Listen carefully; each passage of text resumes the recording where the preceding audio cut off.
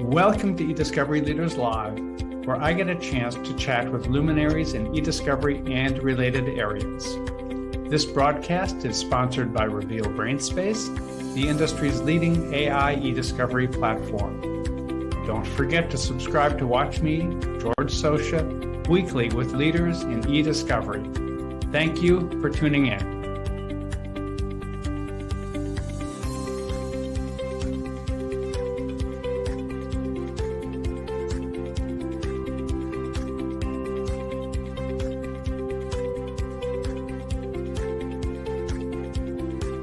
Welcome to eDiscovery Leaders Live, hosted by ACEDS and sponsored by Reveal. I am George Socha. I head up brand awareness at Reveal.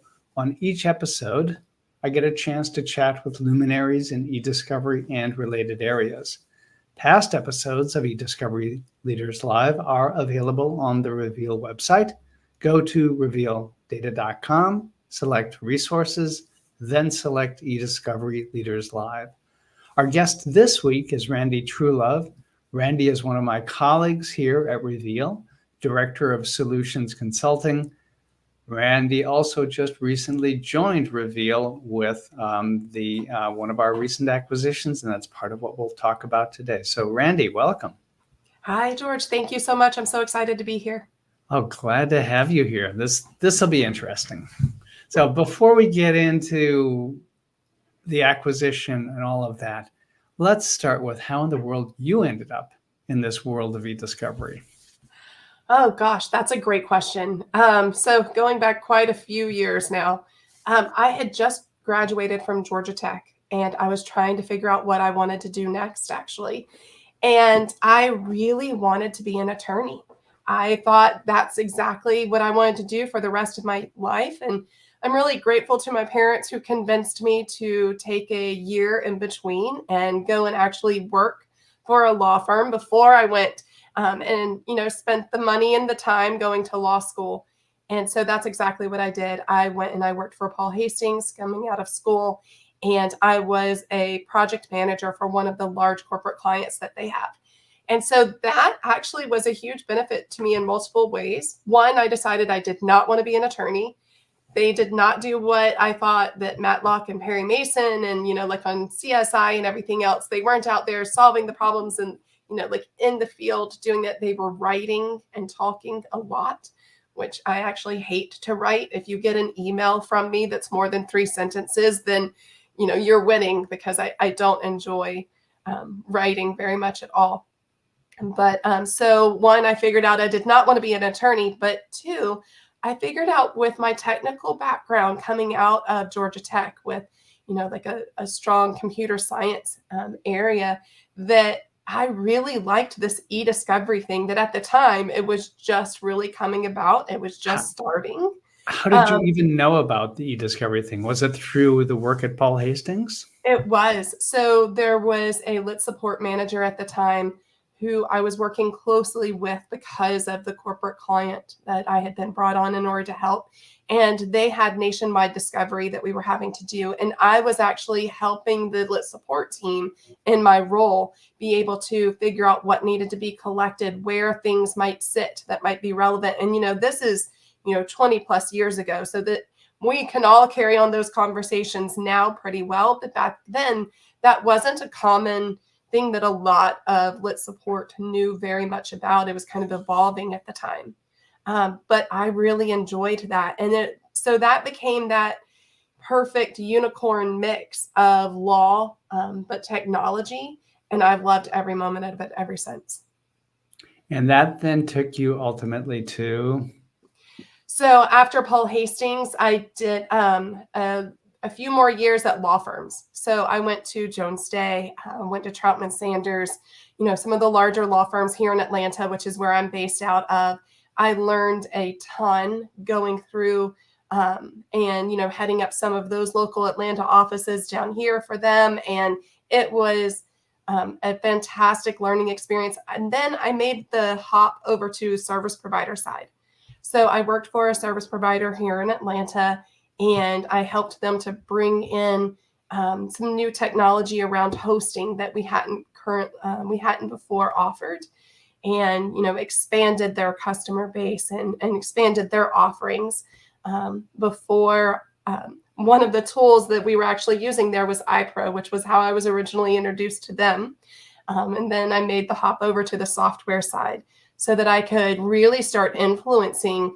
I'd been a user for so many years, and now I got the chance to actually start influencing some of those features and functionality that were going into the products.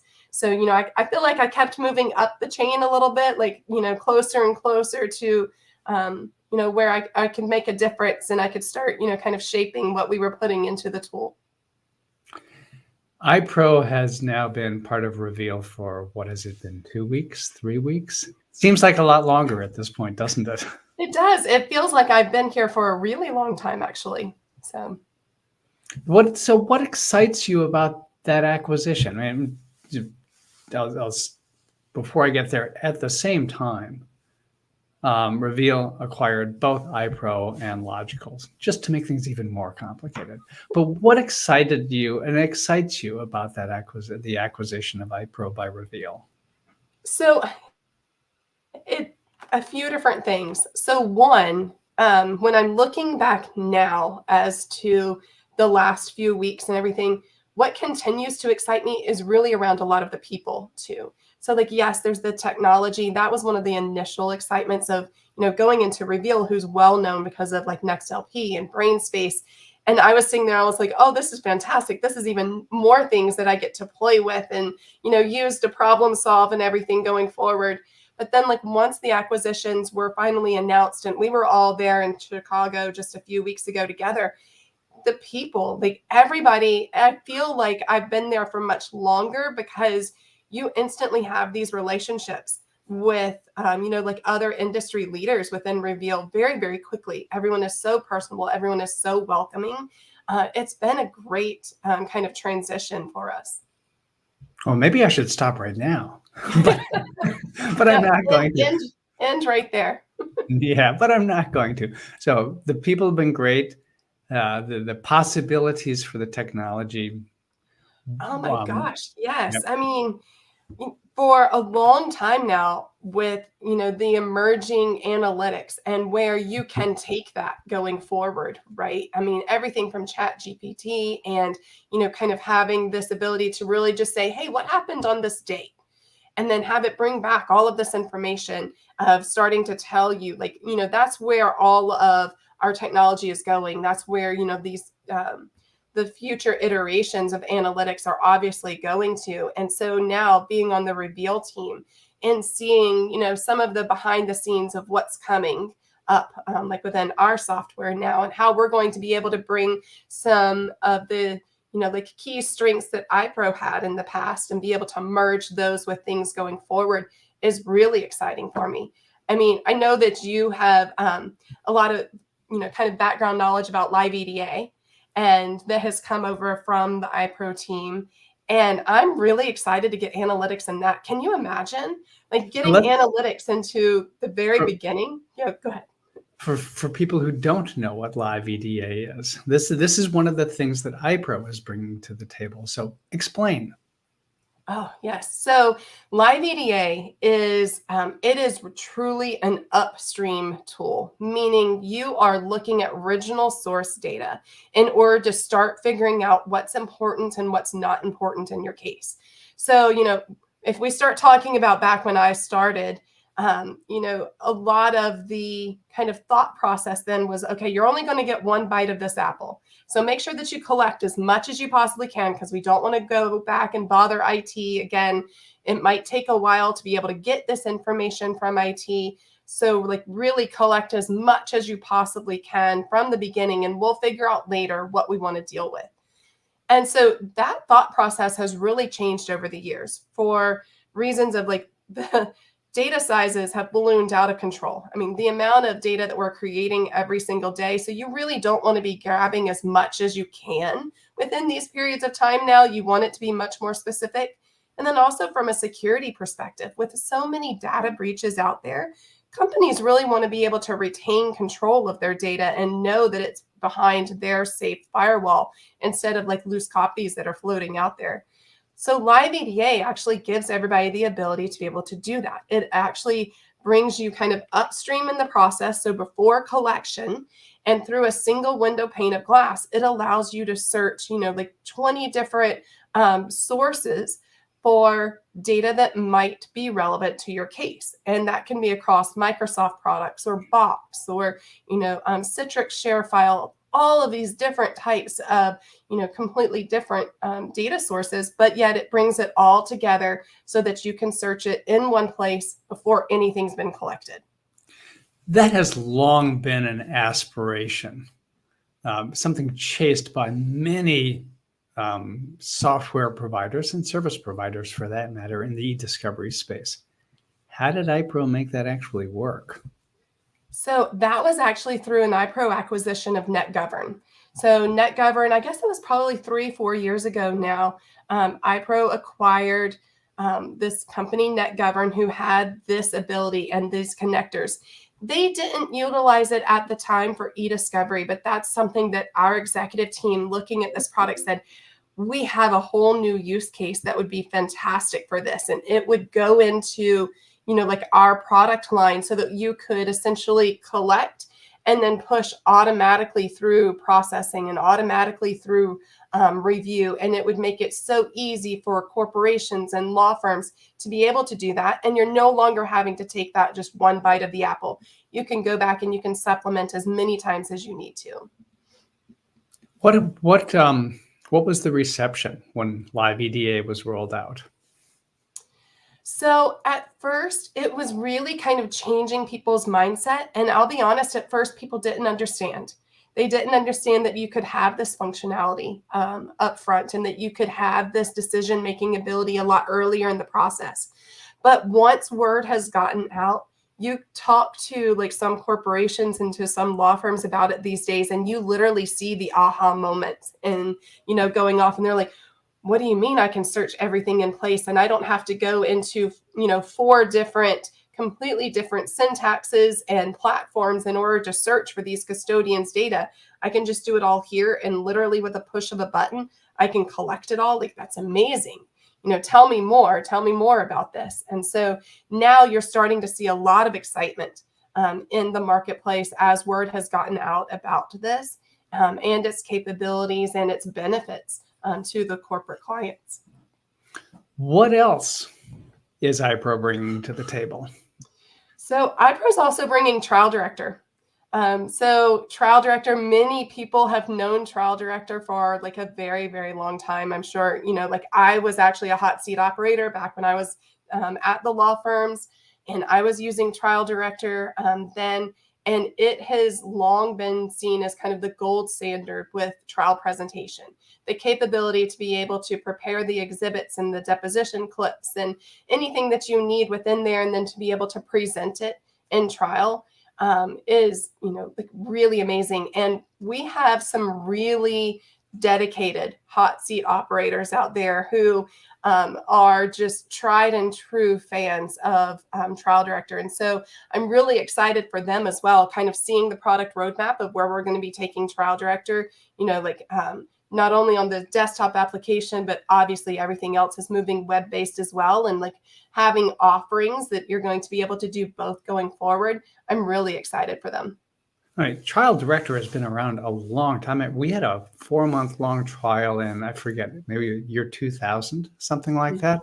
And one party used Trial Director, the other party used Sanction, and Trial Director was well established by then. Mm-hmm.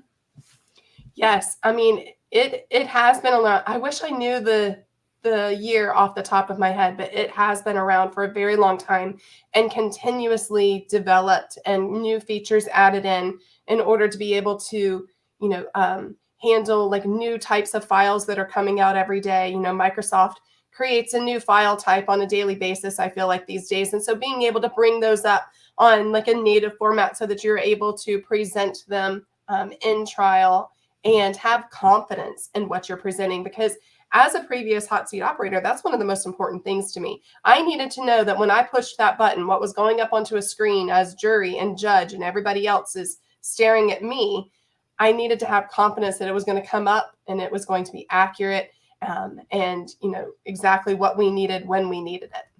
Well, and because we haven't touched on this is episode number 181, I think, of eDiscovery Leaders Live. We haven't really touched on hot seat work very much. Very few cases go to trial these days, so only a limited number of people really have experience with that. What's that like? Honestly, going into probably my first trial or two, nerve-wracking. Because it really is. You're sitting there and it's called a hot seat for a reason. All eyes are on you and they're waiting for you to bring up that exhibit or play that video clip. And if you can imagine, if I can kind of set the stage of this a little bit too. So here you are and the attorney has built up this case. And then you're about to have either that aha moment or that moment where you're going to be able to, prove that what the witness is saying is wrong. And your video doesn't play, or you're not able to get to that document up on the screen, and you can the momentum in the room obviously is just going to crash. So you also have the opposite though, like when that video does play, and then everyone is like in the courtroom, and you have your Perry Mason, your Matlock moment at that time though, right? And there's the smoking gun, and this is everything that you needed. So it is nerve-wracking because you need to be able to have, software that you can count on, and you need to be able to, honestly, a lot of it is also feeling confident in yourself and your ability to be able to deliver in the timeline and everything that the attorneys are needing there. But, it's definitely a stressful thing. I know very well some hot seat operators who do it just back to back. They're gone 50 weeks of the year on trials, and they are fantastic and they're cool as cucumbers these days. But I'm sure if I were to go back into a courtroom at this place, I would probably be one of the nervous ones coming out. This suggests to me that, among other things, that hot seat operator and the entire team that's relying on that hot seat operator, they need a set of tools that are going to be rock solid. They're not going to fail on them in the middle of the trial. Yeah, absolutely. And that's one of the reasons why we have so many really loyal and dedicated users of Trial Director, because it's been proven, it has been through the ranks, it is time and true tested. So that's why we have a lot of very loyal customers who we really value. We listen to the feedback, we try to incorporate their feature requests into our product roadmap. They are really important to us. So you've got live EDA that's come over, Trial Director. What else is iPro bringing to the table? So a lot of experience. It's a lot of people like me who have been doing this for a very long time, who have been in the industry in a number of different positions. One of the things that I've noticed within the industry lately is there's a lot of newcomers who maybe they've been in the technology space, but I mean, you guys all know technology and e-discovery, although it does have some similarities, there are definitely a lot of differences in the reasons why we do things and the methods that we have to go about in doing things as well. And so it's really great to work with people that when you're talking about why we need a particular feature, in a product, they understand because they have that history, they have that background knowledge. They were the ones pushing that processing button, or they were the ones helping to do a collection. And so they understand because of all of the experience that kind of comes along with them.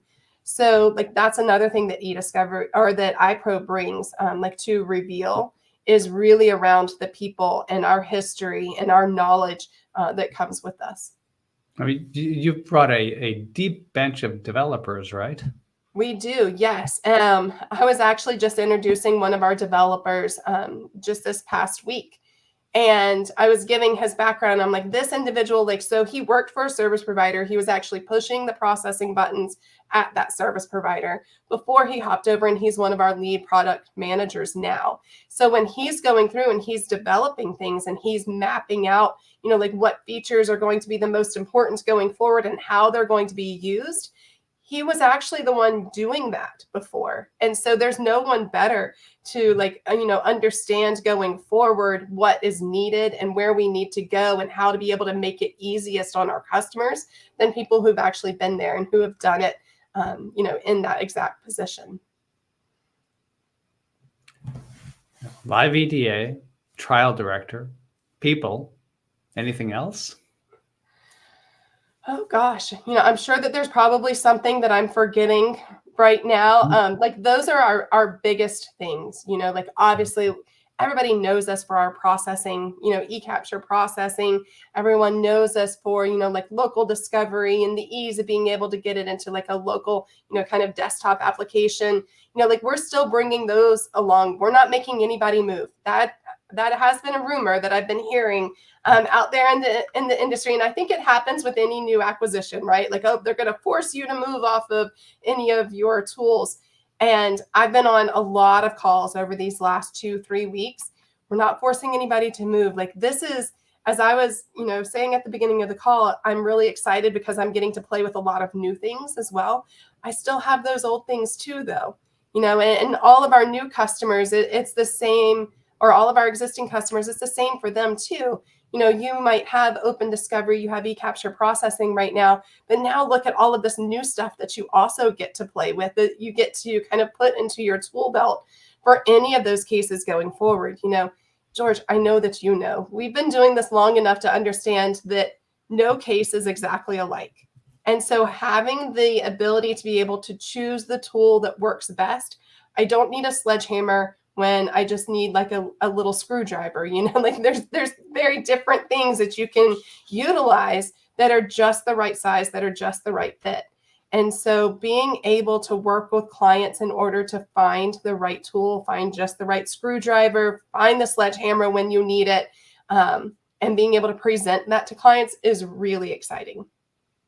But that concern, the concern that the tools you've been using are going to go away and you're going to be forced into something that wasn't what you chose. Well, that's a valid concern. That does happen to people, right? It is. Yes. I mean, especially, if you can imagine, I was mentioning the hot seat operators and like, the stress that they're under. And so forcing them into something else. Hey, we've got this other tool. We're going to sunset this and you are forced to learn this now, right before you're about to go to trial and have all of that pressure and everything else on you. Yeah. We don't want to do that.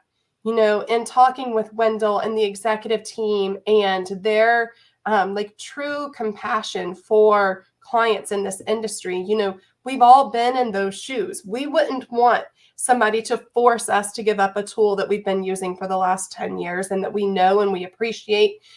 We can talk somebody through it on the phone and say, hey, go to this button in the top left and do this and then this and that. That brings a sense of comfort and familiarity. And no, we don't want to move anybody unless they want to move. If they find that, logical, maybe that might be a better fit for them. They start to look at some of, like the really unique capabilities that you have within Logical. And they're like, hey, I want to give this a try on a case. Great. Like, let me help you through that first case and let's walk through this together and get you comfortable. And then you decide that might be a better fit for you.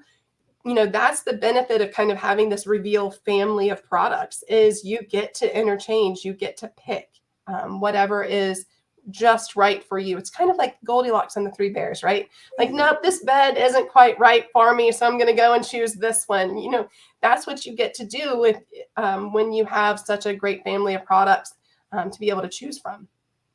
You've touched on what I'm about to ask some, but let's go into it in a little greater detail. What are you looking forward to now that you all are part of this larger Reveal family? Like the old Reveal, the new Reveal, and the newest Reveal. Yeah, I love how Wendell put that previously. Yeah, so there's the old, the new, and the newest. So from the newest Reveal, I'm really looking forward to the analytics. So, I kind of touched on that in the past, being able to start to play with brain space and NextLP more And then also from what I've already kind of seen and heard with the product roadmap of what we can do in combination with live EDA and that going forward. And then also within the review tool and some of the the functionality that they're going to be putting into review in order to make things easier on case teams moving forward. I love to be able to come in and I basically look at every situation as kind of a problem that I'm trying to solve. How can I solve it with either a savings in time or a savings in money? How can I improve this and make it better?